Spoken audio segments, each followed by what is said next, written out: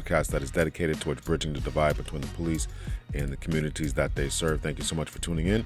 I really, really appreciate it. Thank you for your love, support, and all that good stuff. Please make sure that you continue to rate, subscribe, and share these episodes. Rate these episodes highly, subscribe to them, share them, all that kind of good stuff. Make sure the podcast is going and growing. Your love, your support is so greatly appreciated. I really, really thank you in advance for all the love and support and everything you're going to give.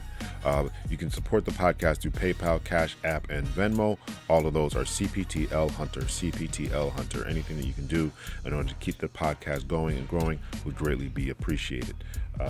So today, we're going to jump right into the episode. Today we have a good episode for us. We have a retired police chief, Ramon Batista, who is the co-author of a book called Do No Harm, a book I read, and just talking about police reform and what the mission of police departments really should be. And as the title says, Do No Harm. He and his co-author, Mark Zika, are looking at 5 steps to align police actions with organizational values, right? So in other words, not just a motto and vision statements that are tagged on persons or departments' vehicles, but they also want to make sure that those values are being translated to operational engages on the street. So that is what their book is about. So I really appreciated the conversation that Chief Ramon Batista and I had. So just a little bit about his background. Chief Ramon Batista began his law enforcement career in 1986 with the Tulsa Police Department. He rose to the ranks to assistant chief and then appointment as a chief for the Mesa Police Department in 2017. During his command of the Tucson Police Department, he obtained a wide breadth of experience, starting 11 years as a patrol officer, gaining valuable knowledge of police work on the road. He was a field training officer, community resource officer, lead police officer, DUI officer, AZ Post General Instructor. That's the Arizona Post Police Officer Standards and Training Council. General Instructor, Academy Class Counselor, and Undercover Narcotics Officer assigned with the DEA. He was also a detective in Special Investigations Unit in the Violent Crimes Section. After promotion to sergeant, Chief Batista had a supervisory responsibility with the Public Information Office's Traffic Division and Patrol Operations. As a lieutenant, Batista was an executive officer to the Chief of Police and played a role in advanced officer training and patrol operations for both South and West Divisions. As captain, Batista commanded the Chief of Staff, the Specialized Response Division, and the South Patrol Operations Division. As Bureau Chief, Batista commanded the Field Operations Bureau and Investigative Services.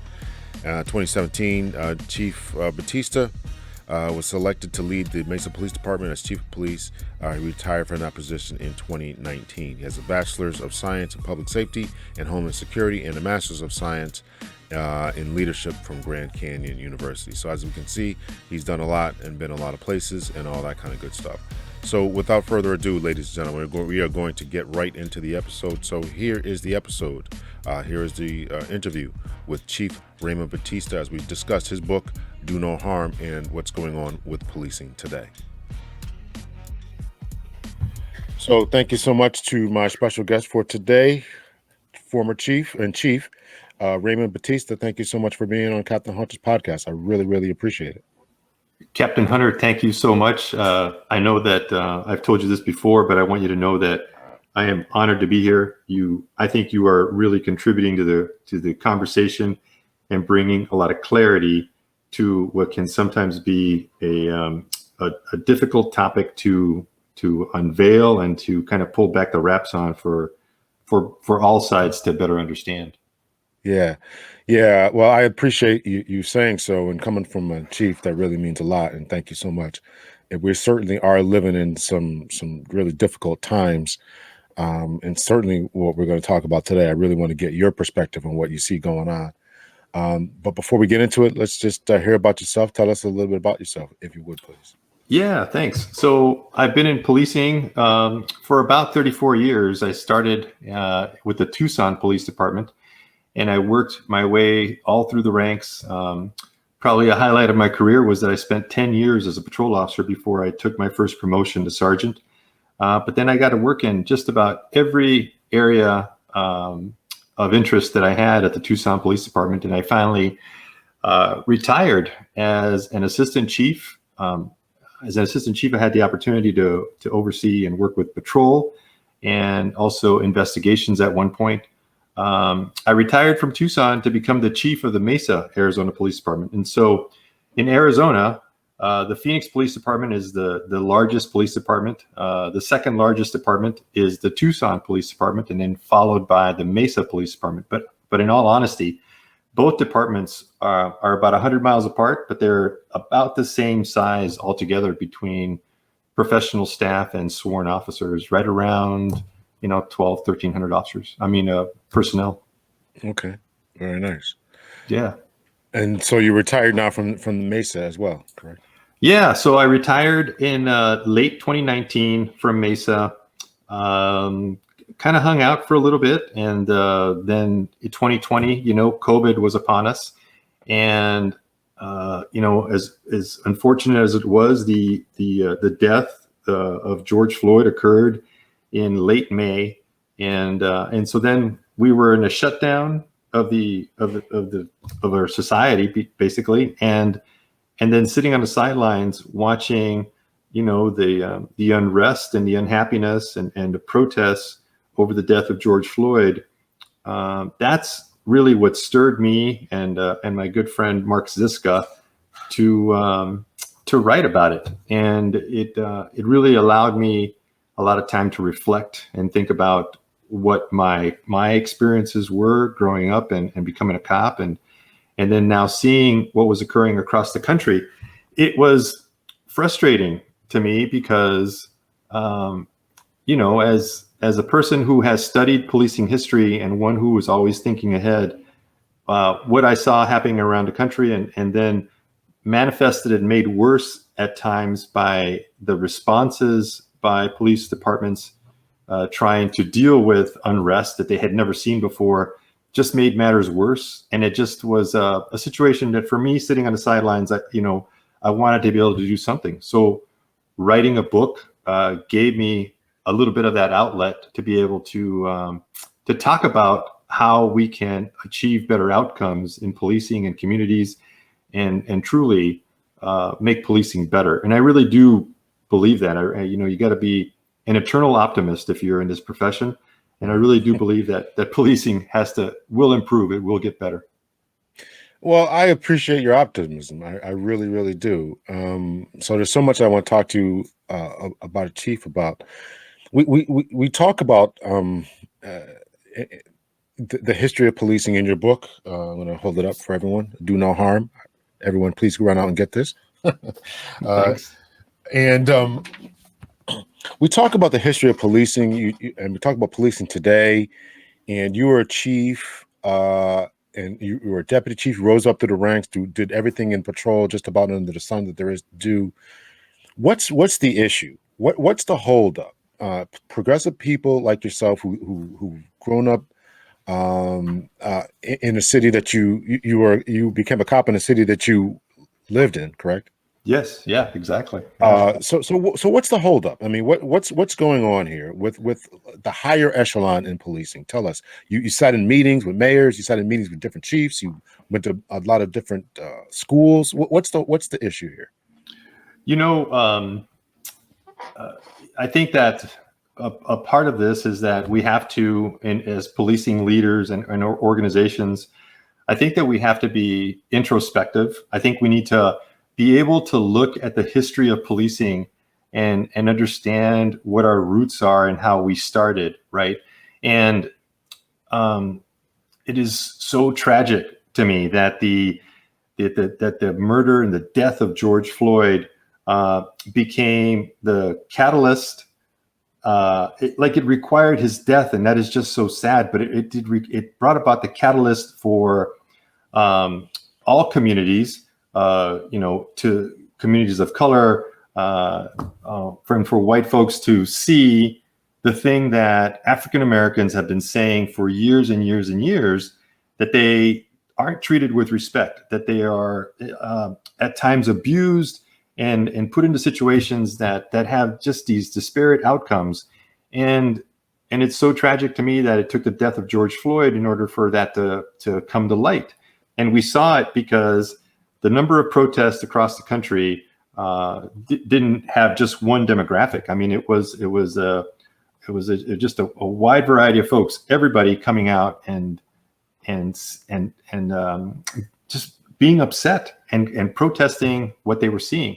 And so for policing leaders, I think that it is important that we understand our history and where we came from, right? That we really were brought about and institutionalized essentially to prevent slaves from running away and to keep people in line. And yes, we have evolved over time since those early roots. But I'll be frank with you, I think that there are very few police departments across the country that have a basic curriculum in the academy that talks about our history, right? I'll tell you how mine started. Our history, our policing history lessons, 30 some years ago, really started with the policing in England. And for the longest time, that was my understanding of how much I knew about how policing had started in the United States. I didn't know anything about Black Wall Street. I didn't know anything about the injustices that had occurred. I just knew about our relationship to policing in England and how we'd gone through the political model and then the professional model of policing. And it was almost kind of like it started there, when in all actuality, it had happened and been in place, and bad things have happened so many years and so many decades, hundreds of years prior to that. And I think that history is important for new officers today, because as you go out into the field and you are dealing with ethnic minorities who have a distrust of the police officers, we are the first line representatives of government, and we have to be infinitely aware of these sensitivities and these issues that people feel when they're having interactions with the government, and when the uniformed official, a guy wearing a gun and a badge that's got the ability to take your freedom away. And you asked me, like, what's the deal and what's the issue? I think that a component of that is that American policing is not unlike the church, the Catholic Church, and I'm a Catholic. And so I'll tell you that it takes a long time for these old institutions to change and to adapt and to begin to look forward and to look at the changes and the possibilities that could be. And that's not everybody, of course, but as institutions as a whole, I mean, it is very difficult for them to begin the process of embracing change. But it starts with leaders in policing understanding that change is afoot, and they need to be a part of that. They can't just sit on the sidelines, cross their arms, and think, that's not us. We're not doing that. I think that it is incumbent upon every officer in the country to look at what's happened recently and say, I own a little piece of that. When I saw what happened to George Floyd as a police chief, as a recently retired chief at the time, I thought to myself immediately, what could I have done to be even more proactive to ensure that things like this really didn't happen, right? Because, I felt like what I saw George Floyd go through, like I owned a little bit of that, because I'm in the system, and I had to ask myself, what had I done, and could I have done more to prevent those things, and to be that shining example that communities need in order to be successful. Policing and communities, like, that is going to be with us forever. Yes, there are going to be some areas, and we should definitely be looking at how we decouple the police from their response to everyday issues that occur that are really more social engineering issues that the police don't want to be a part of and don't have an expertise in. But there are so many really smart people that have a true interest and went to school for dealing with the issues of homelessness and drug addiction and mental illness. And there is a place for policing and those issues to be decoupled, and for us to kind of hand off or work with those experts in those fields. But we have a long way to go, right? And in order to build the kind of trust that was envisioned by President Obama's Task Force on 21st Century Policing, right? It's a long way to go. And you ask me what the issues are. I think the issues are that, leaders need to recognize the period that we're in and begin the process of instituting some of those changes, hiring and recruiting people with good hearts, with compassion, and those that show, the right amount of courage and bravery for the sliver of the percentage of the time that stuff is needed. You're going to need somebody who is courageous and brave, and people like that, people with a heart of service, people that are compassionate and caring, they're born every day.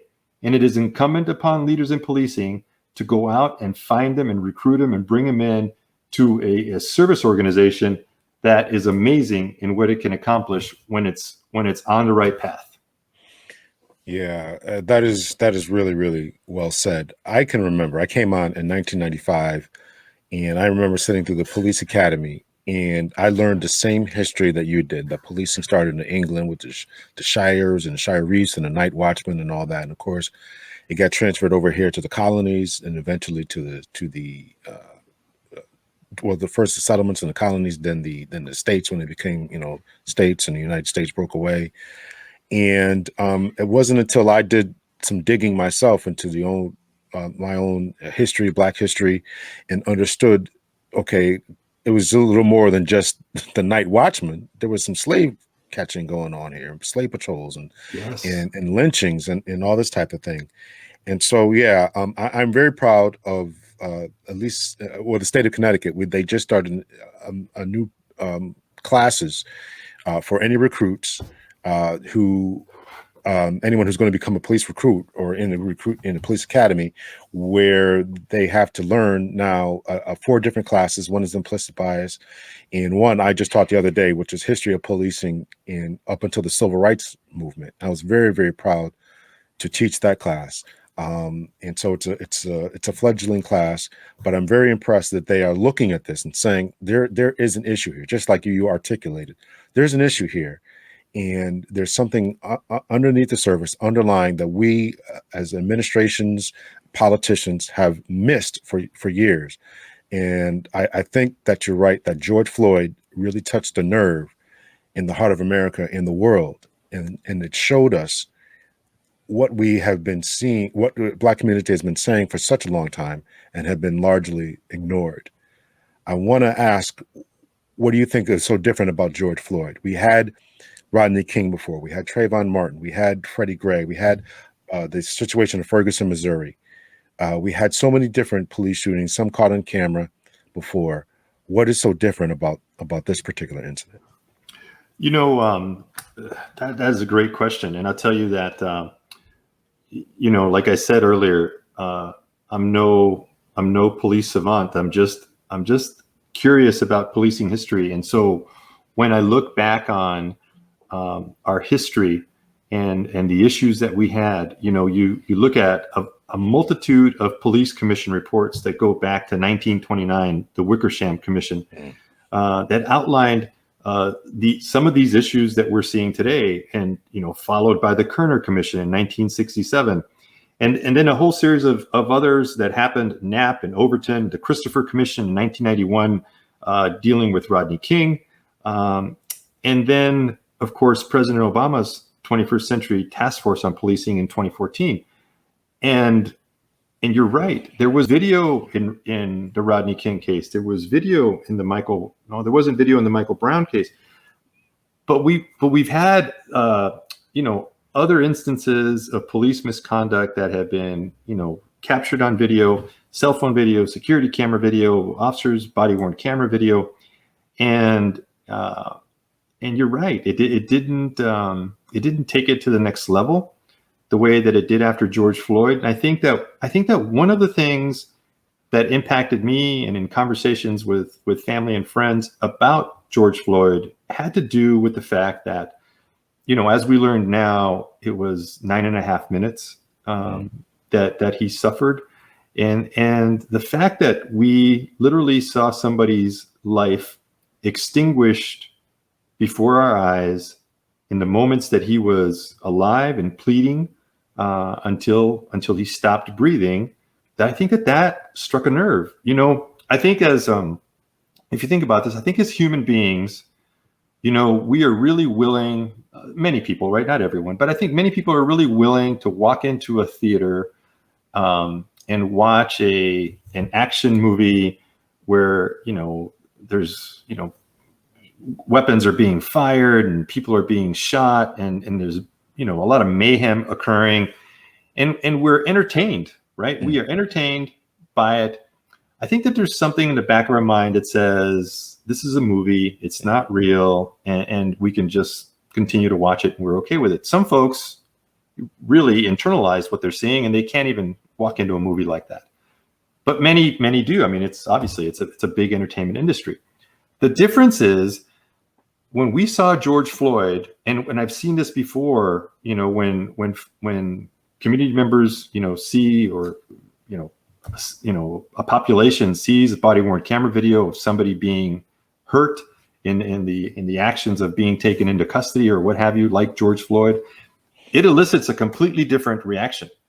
And it's because it's real. Because now you realize this is not a movie. This is real life. Somebody is about to lose their life. And in the case of George Floyd, it was just an agonizing, lengthy event that I think people just had enough. I mean, we'd been having these conversations, and from a policing standpoint, I'll tell you that we'd had these opportunities for policing organizations to see the light and to take a different course after Rodney King. The riots that erupted after Rodney King were evident of the fact that we needed to begin to do things differently. And many police departments did, but there's still so much work to do. After Ferguson, after Michael Brown's death, again, we had another wake-up call. The President's Task Force on 21st Century Policing gave us a roadmap, gave police departments a sensible roadmap for the transformation of policing. And there weren't enough of us that took advantage of that the way that it was meant to be done. Then we come fast forward to George Floyd's death, and I think it was just the fact that the country had seen enough. The country had dealt with this enough and wanted to see the change. And like I said, the reaction, the real reaction that people get when they see somebody lose their life on camera through that agonizing period, it was enough to make everybody just feel disgusted and wanting change. And I could see that. I could feel that. I think a lot of people did. Yeah, I think you're right. I asked a lot of different guests that same question, and it really is puzzling to me. And you ran down to the different commissions throughout the years. In every single commission, the bottom line has always been the treatment and the conditions that African Americans are living in, and that is the primary reason for many of the revolts and riots in different cities. And there's something different happened with this, and it's really incredible. What was your family's? You talked about you talked to your family and friends. What are your family and friends? I know you're an officer, chief of police. What was their reaction when they saw the video and just your whole police career? What was that like? It was a combination of, with close friends that are still in policing. It was in the very beginning, and I think you probably are going to relate to this, right? To a certain extent, you're going to say, you probably said this to yourself. You probably said, we've been in this business for a long time, so you always know, hey, there has to be there was another angle. There was something else that happened.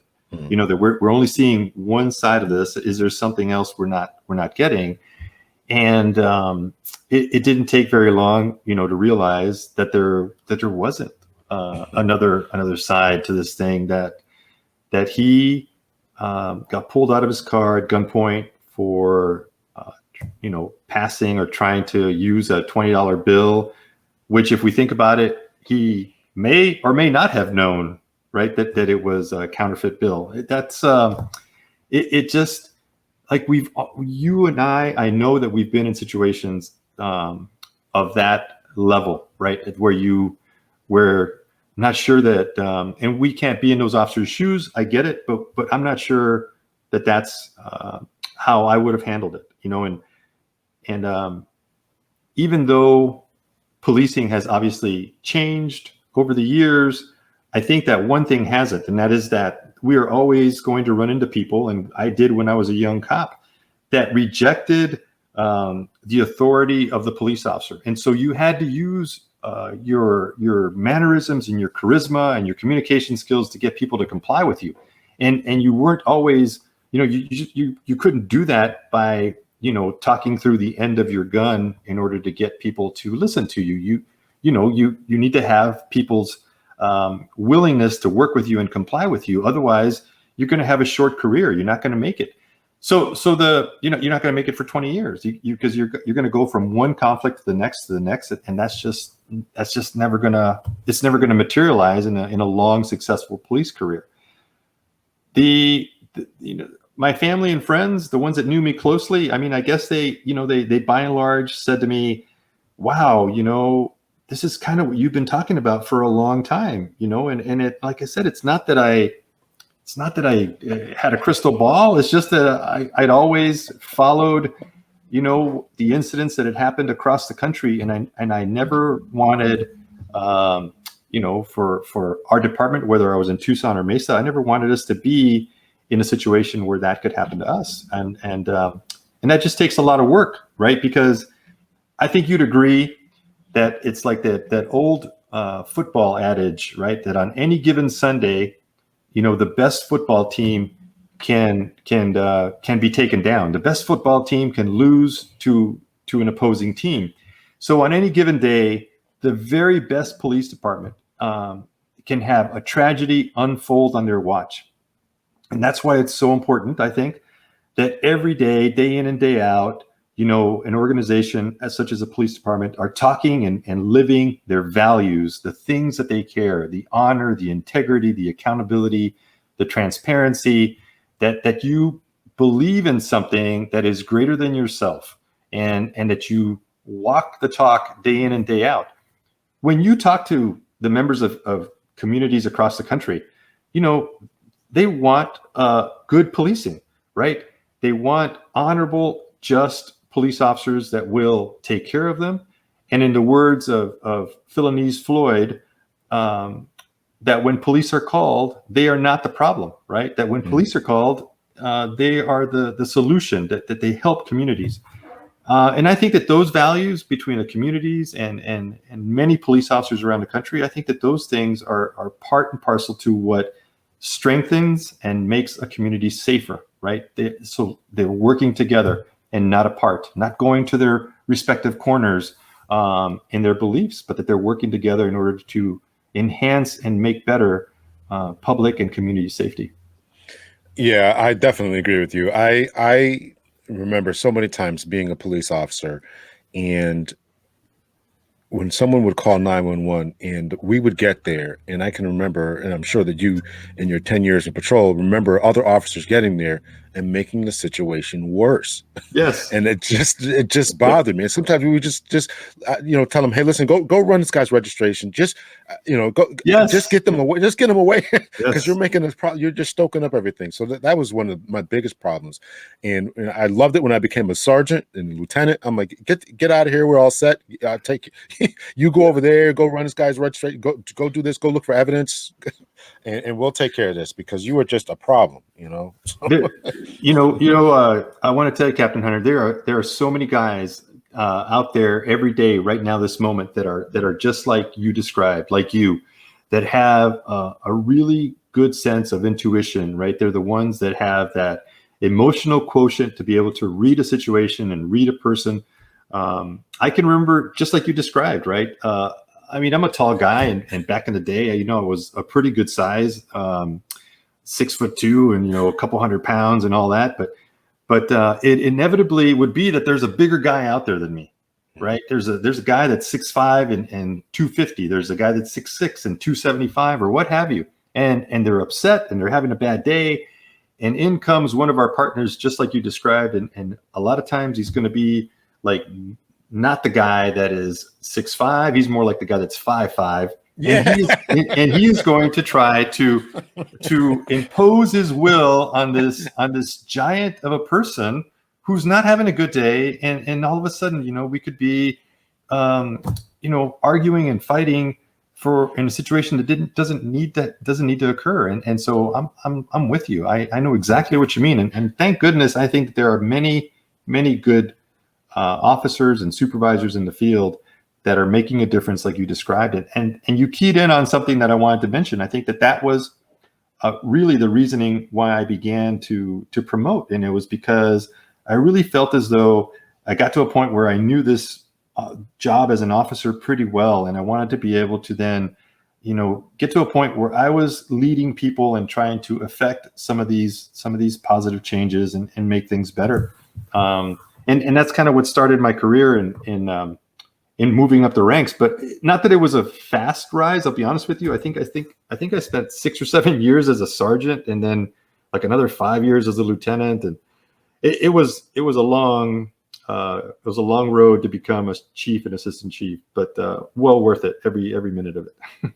Yeah. Maybe one day I'll do a show about the short cops in the Napoleon complex. And I'm not a tall guy, but you're absolutely right. It was always it's the guys my size, shorter, 5'5" or so. It's just like, come on, man. What's going on here? So I definitely can agree with you. And that's why I always love to work with female officers, because they, guys wouldn't want to challenge them, and they didn't have that machismo all about them a lot. Some women did, but most of the time they just want to talk. Oh my goodness! You again, you're so spot on.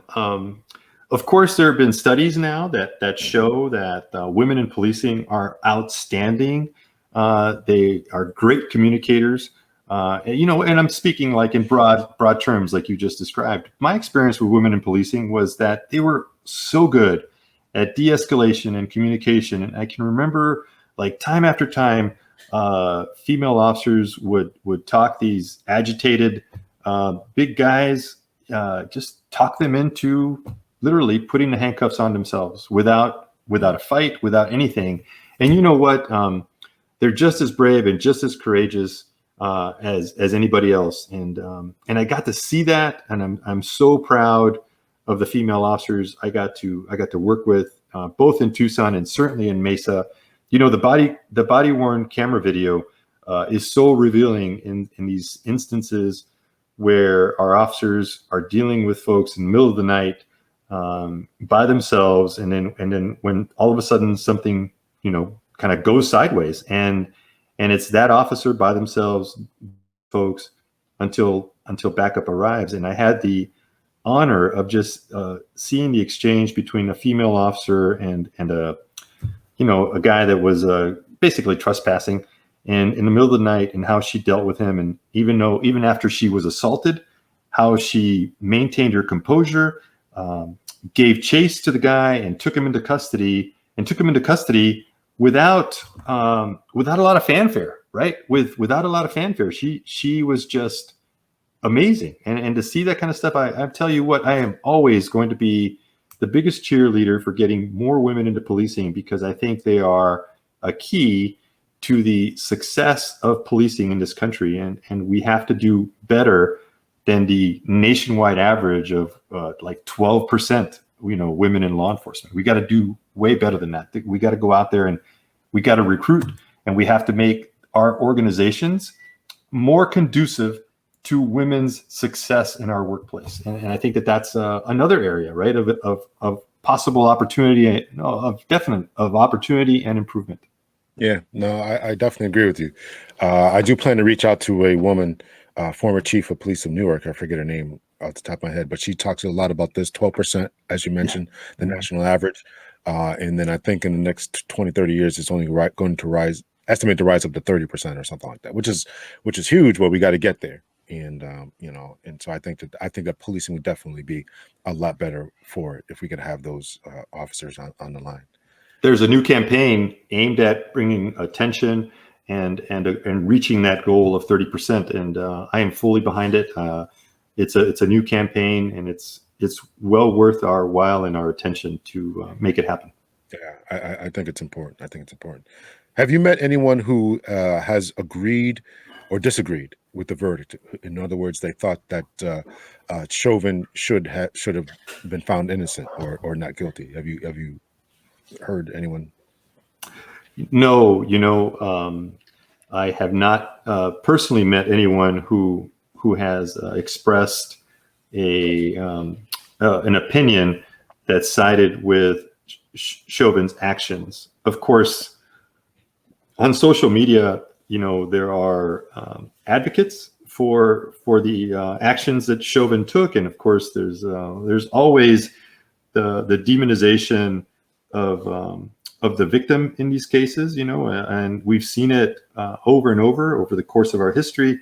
I think that's just it's reprehensible. I don't believe in that. I think that it's just sad that and tragic and murderous that George Floyd died that way, and it shouldn't happen to anybody. And I'll emphasize again that our profession should work day in and day out to prevent that from happening, and to prevent cultures that allow for that to happen. And if I can speak really quickly on that, I wanted to tell you that, when I see a mishap occur on body-worn camera video, cell phone video, and I think to myself, yes, that officer just really mishandled something. And it's depending, right, based on my experience and what I'm seeing and things of that nature. I try to be careful not to make quick judgments, although, I'm at home watching a video, so nobody's really, listening to what I'm saying. But the point of it is that when I see misconduct that occurs, I don't immediately blame the officer and what I'm seeing happening, right? I think you're going to relate to this when I tell you that oftentimes where we need to make a greater examination is on the leadership of that organization, because it really is ostensibly the responsibility of the leadership to create a culture that respects life, respects the sanctity of life, that follows the rules, that is accountable, and has the right practices in place in order for this stuff not to happen. It's the leadership's responsibility. So I always look at that. I always look at those events, and I think to myself, what's the culture of that organization? What's the culture of the leadership that says that that's okay for that to happen? Because if you think about it, right, you're an everyday officer, you're just going about your business, you got a body-worn camera on, you engage in conduct that is reviewed and approved, and day in and day out, you're kind of going about your business, doing things the way either you were trained to do, or nobody's telling you any different, right? And then one day, you happen to do something that has obviously been wrong all along, but you do it, and it's now captured by a cell phone video or a security camera, and all of a sudden it's a big deal, right? All of a sudden people are up in arms, and you, the officer who has been kind of, going about your business the same way day in and day out, all of a sudden you're like, whoa, hey, now everybody is coming down on me for something that this is the way I've always done business. And is it all of that officer's responsibility to bear, or is there also responsibility to be had by the leadership of that organization that I guess implicitly allowed for some of these behaviors to occur on their watch, right? Where they should have been proactively saying, hey, don't do this, don't do that. And I'm not saying that every misstep or every mistake by an officer requires, heavy duty discipline. Definitely not. But I do think that when an officer makes a mistake, you weigh it up depending upon what it is, and you have a conversation with that person, and you realign them to where you want them to be, right? That doesn't require a suspension or a written reprimand. Maybe all that requires is a conversation with the officer to say, hey, I was reviewing your body-worn camera video. You raised your voice in a situation that didn't require it. Don't do that. Right. And then you watch for it. Right. You get an acknowledgement that he understands. Okay, yeah, you're right. I shouldn't have said that. You get an acknowledgement, and you get him back on the right track. But that's how you maintain, I think, the kind of accountability that I'm talking about that is required and necessary for organizations to function at a higher level. I'm really glad that you mentioned how the administrations and leadership of an organization really have a lot a lot of blame that they must take upon themselves. And I think that of course, that has been a problem. There's 18,000 police departments in this country, 50 different states, and not including the U.S. territories and all that. So I think that we really have to take a look at that, and that's something that people really need to understand. And your analogy is correct, that an officer who's been trained this way, doing a certain thing a certain way all of his life, all of his career anyway, and then he gets scrutinized by a body worn camera or by some civilian, and he doesn't understand why. And I think that has been so much of the problem. I can remember I was doing some research one time and just looking at the statistics of, and certain, I'm not trying to pick on the Southwest, but that's where you're from, so we'll talk about it a little bit. But I'm sure that you're aware that in the Southwest, that's where a vast majority of the police shootings of citizens were occurring for quite some time. Yeah. Yeah. And so I can remember a sheriff down there. I think it was a sheriff. I think it was a sheriff, and I don't know if it was Arizona, New Mexico, somewhere around there. Said that listen, if something goes wrong, we just shoot the guy. We'll pay the family a few $1,000,000, and he'll go away. Did you ever hear a quote like that by a sheriff down there? No, no, Okay. I never did. Okay, good. And trust you me, that's when I would have remembered, right? Yeah, well, I read it. I read it somewhere. But my point is that leadership matters, and if this sheriff, a high-ranking official in this department, is making these kind of statements, that has a resonating ripple effect that transfers down to the body. And it really takes a lot of work and effort for our new sheriff, forward-thinking sheriff, progressive sheriff, to say, listen, we're not going to do that type of thing. Yeah, I think about Joe Arpaio. Am I saying his name right? Joe Arpaio, whatever his name is. Yeah. That Yes. guy. Yeah, that.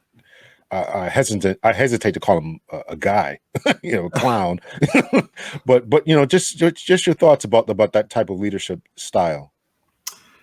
You're right. I don't know if you've had the experience of talking to folks that review canine units, and one of the things that is kind of an ideology that will come up in conversation with canine officers, and is the understanding that sometimes the canine is a reflection of the dog handler, and it kind of like, well, if the dog is misbehaving, or if the dog is doing this, that, or the other, sometimes you really got to look at, up leash, right? You got to look at the handler of the canine to get a better understanding if the canine is kind of an extension of the behaviors of the human being that's behind, that's leading it. And I think that you're absolutely right in large organizations or in leadership positions. I think you and I could probably go back to our times as squad supervisors, patrol sergeants, and there were squads out there that handled themselves, behaved a certain way, and they were a reflection of the type of sergeant, the type of leader that they had. And so I think that those things can certainly still be in play, right? That you could have folks that rise to the level of leadership of becoming a sheriff or a police chief, and whose ideology is still kind of grounded in the old way of doing things, and they're reluctant to acknowledge that change is afoot, and that we must progress, and that we must look at policing through a lens that our entire country is asking us to do, right? There was a poll that came out on Friday that said something like 6 out of 10 Americans want to see changes and improvement in policing. And I think that's significant. I think that is a wake-up call. And again, I speak on this issue with the deep empathy for the loss of George Floyd that has brought about this change in policing that we're seeing. And it's just so sad that it took that for us to be at this place where there's a great awakening and awareness of the changes that have to occur. And so oftentimes in policing, we recoil at the idea of saying that you have to reform, right? And we have to realize that that's a human reaction, right? If you were talking to a doctor or a lawyer or anybody in any profession, and you went to them and you said, hey, I don't like the way you're doing business. We need to reform you. Well, that's never going to go over well. And so I think that language matters. I think that I really try to say that we're going through a transformational period, and I think that's true. I think that when folks talk about re-envisioning and reimagining police, it involves us having a better understanding of where we fit in the criminal justice system. And while we're at it, while we're talking about that, the criminal justice system is not just you and I, the police that respond to calls. It is the laws that are written into the books that call us to have to go to these calls for service. And sometimes you and I probably wonder, why is there a law for this, right? Why do we have a law for loose cigarettes? Then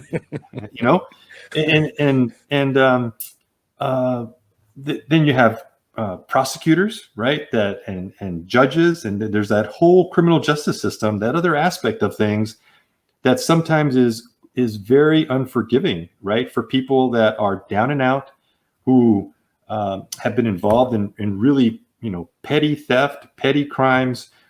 Because remember, there's only like a sliver of our entire society, that is really violent, dedicated to harming others, dedicated to causing harm. And for that small segment of our population, yes, we need to be ultra careful. We need to be ultra vigilant and make sure that they are not harming others.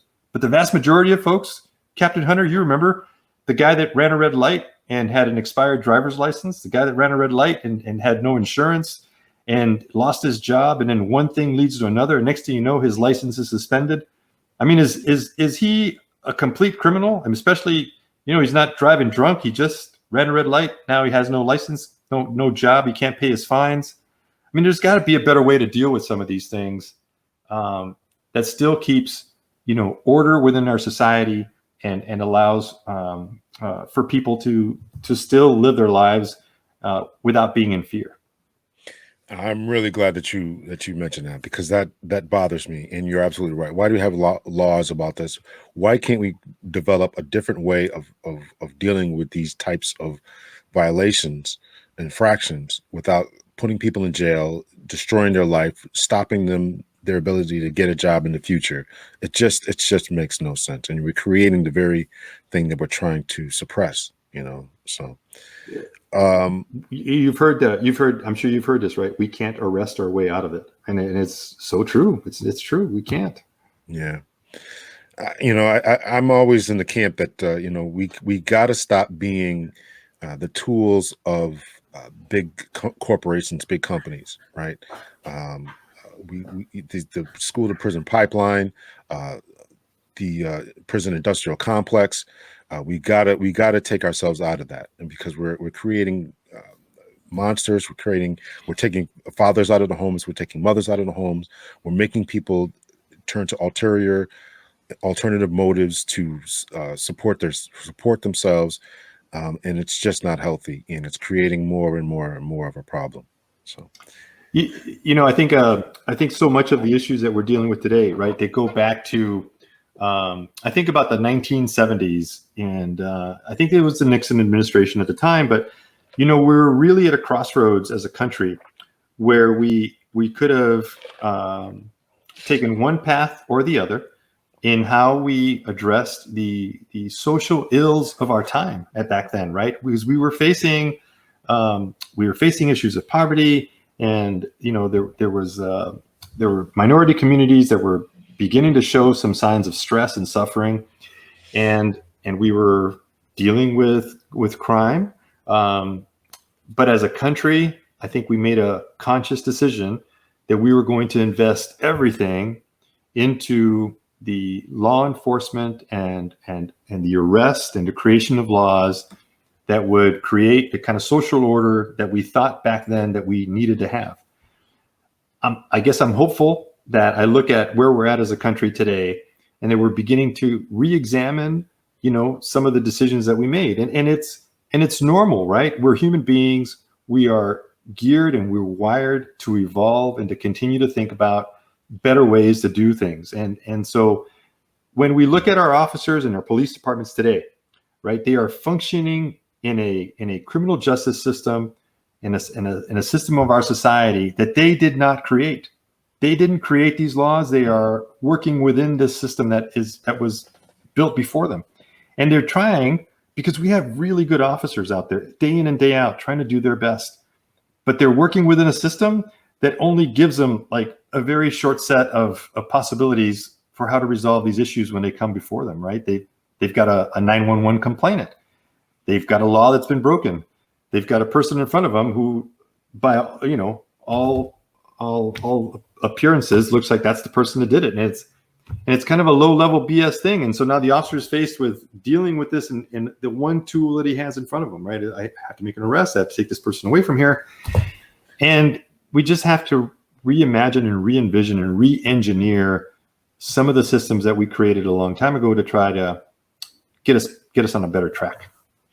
Yeah, no, I definitely agree with you. I want to kind of dig into that a little bit. This whole idea of the pendulum swinging, right? You talked about the Nixon administration. Next thing you know, they're citing law and order. We go from one swing to we get to Bill Clinton, the crime bill. We get to another swing of President Obama and the 21st Century Policing Initiative, and then we get to another swing with the Trump administration and William Barr's administration, saying we're going to go in a completely different direction. Right. I mean, and so, and so now we're I assume that the Biden administration under Harris and others are going to try to swing back in this other direction. Do you think that the Trump administration did any damage to the public relations community, police relations community? What are your thoughts about that? Yeah. So, I'm glad you brought this up, because I was going to talk about it earlier, but we've had such a great conversation that I forgot about bringing it up. And it is that policing, from as far back as the slave patrols, and then it went to the political model of policing in the early 1900s, where politicians were really involved in the matters of policing. We evolved from that to the professional model of policing, which was really encapsulated a lot by the Hollywood adaptation of what that looked like, the professional model, Joe Friday, Dragnet, yes, yes, sir, no, sir. And it was thanks to really smart people, really smart folks in those 1970s that started pointing us in the direction of community-oriented policing. And we started to get on a better path. And that is really, to me, community-oriented policing is exactly that, right? It is the community working in a relationship way with policing and to ensure that they have the outcomes that they're looking for. It's what we should have stuck with. But thanks to the Oklahoma City bombing in the 1990s, thanks to the bombing of an Olympic Park during the Atlanta Olympics, 9/11 happened. We started to focus on terrorism, right? We started to focus and take our eye off community policing and all the things that were working that we needed to do there, and we started to really focus on these other issues of terrorism.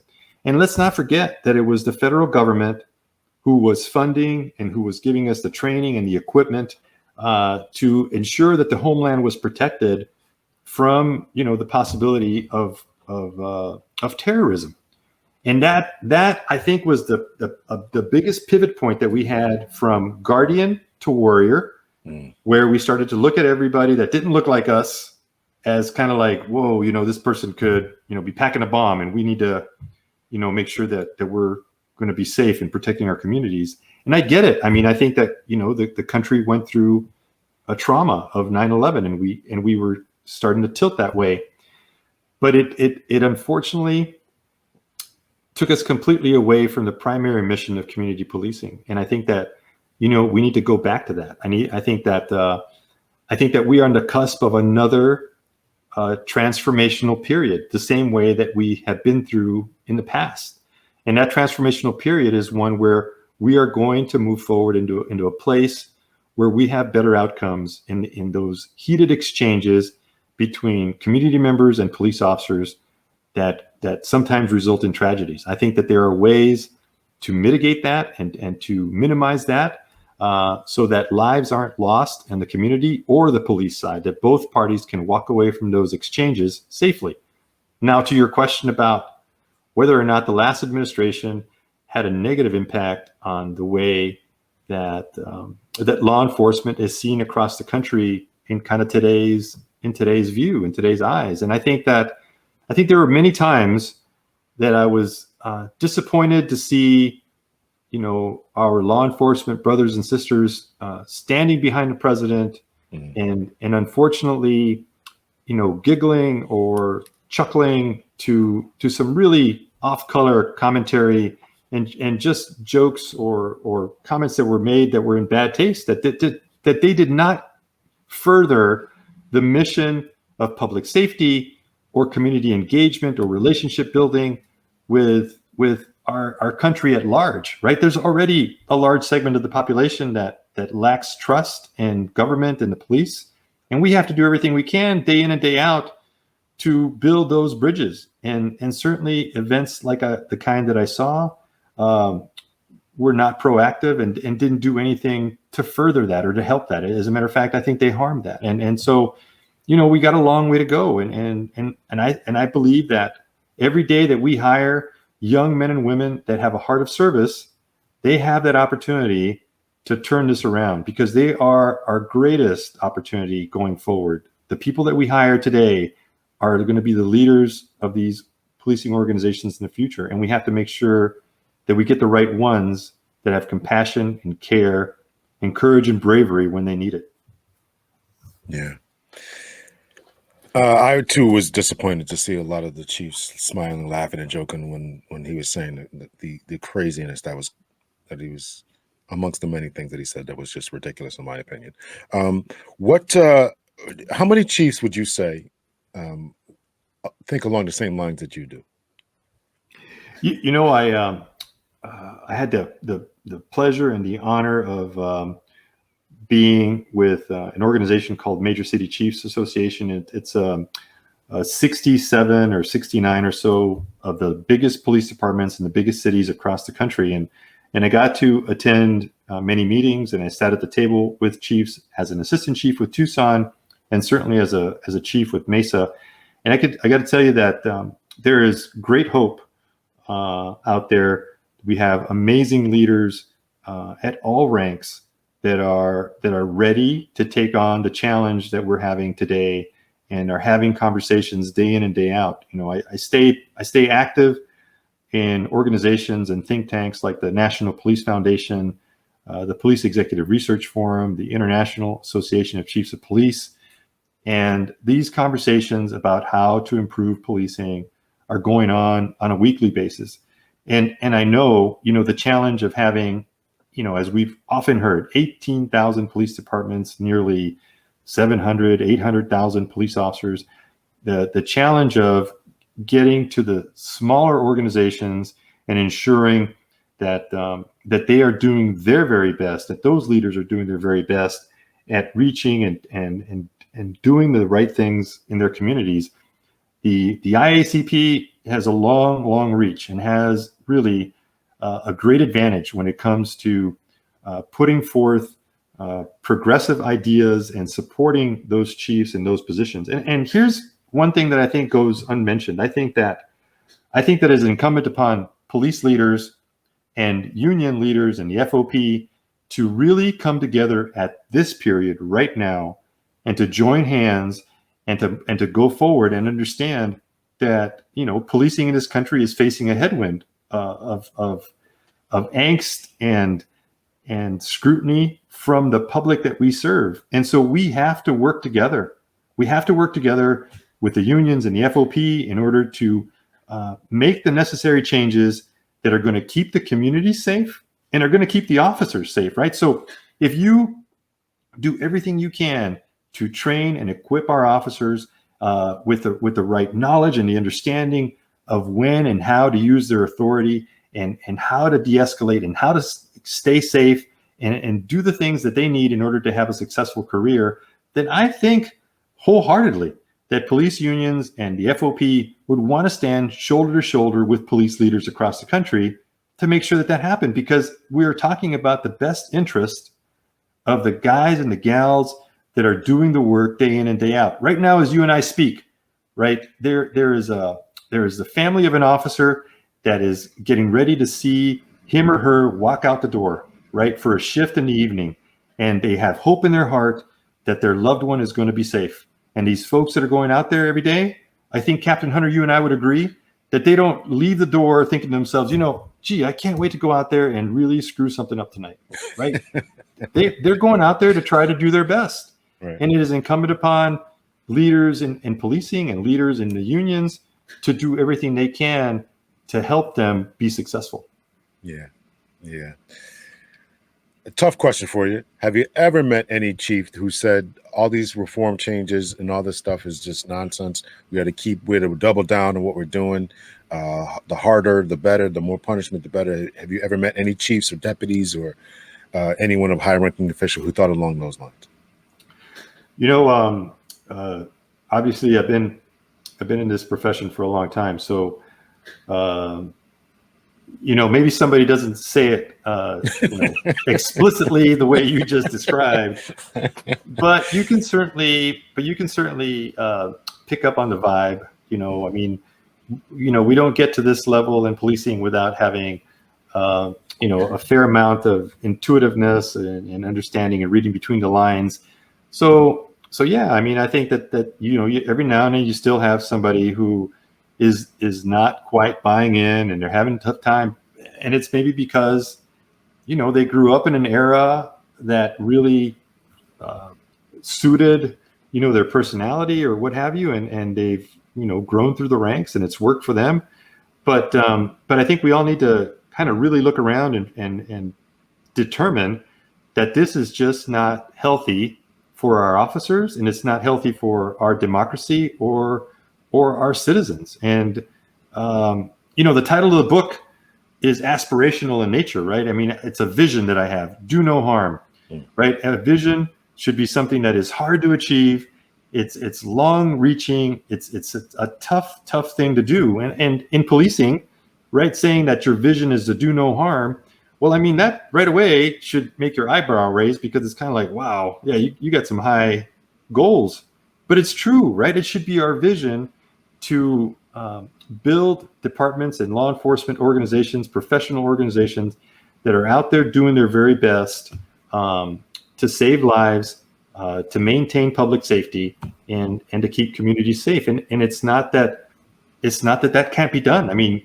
Maintaining public safety and maintaining safe officers, those are not two concepts that should be foreign to each other. They strengthen one another.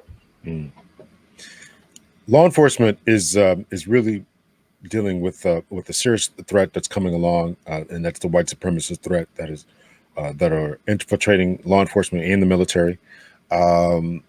Many of them we understanding now that were involved, or at least tried to help out, or didn't do anything about the attack on the Capitol on January 6th. What should law enforcement officers, departments, administrations do to weed out the threat of white supremacists within their ranks? Okay, so I think that first off, we need to have an acknowledgement, and I think that it's happened, across the country.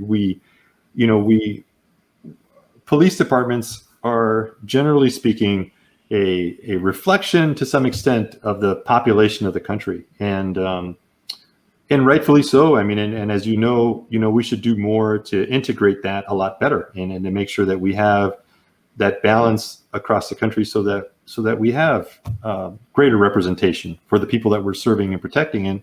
And so I guess it's no surprise, right, when we learn that in and amongst our ranks, we have members of law enforcement who are still espousing, ideologies that should have been left behind a long time ago. And it certainly is a situation that I think has to be dealt with, because there is no room for our law enforcement and our profession today to have people that have ideologies that run afoul to the protection of everybody that we come in contact with. Doesn't matter what they look like or what they believe in or what they tell us, to be honest with you. Our job is to remain neutral and to protect them and protect their rights to free speech. But that can be difficult if you're harboring, ideology that makes you feel as though you are superior to the people that you're dealing with, and there is no place in our profession for that. And I think that we need to continue to work to not allow for that kind of culture to be occurring in and amongst our ranks. And you asked me, I think, how do we prevent that? I think that we continue to be very careful about the persons that we allow to be a part of this profession, to have the honor to represent all the good men and women that have come before us and to wear the badge, to make sure that going forward, we have people that truly believe in the ethos of professional policing in this country, that you will protect everybody's rights and that you are determined to protect the sanctity and hold dear the sanctity of life. I think that we have a lot of work to do. And I think that it is, hugely disappointing for many of us that believe in good policing when we come face to face with the fact that we could have people in our ranks that espouse this, wicked ideology that they could be, superior to others, when in fact we are here to serve. That's the reason why I joined. I'm pretty sure that's probably the reason why you joined. Mm-hmm. Yeah, absolutely. Chief, I really, really appreciate you coming on the show. Thank you so much. What are you doing with yourself now? Are you fishing, retired? What are you doing? I don't know if you can tell, but I have a great passion for this work. Right now I'm trying to get the good word out of how you can incorporate the values of an organization with the values of a community in order to elevate that law enforcement organization to operate at a greater level, right? And to be better than what they ever thought possible, based on building a strategic plan that encompasses their relativity to the goals of the community, and looking forward and leaning forward, trying to make a better organization. So I'm doing that. There's some consulting, and of course, I'm still prepared to go back into policing and make a contribution. I really think that this is the right time.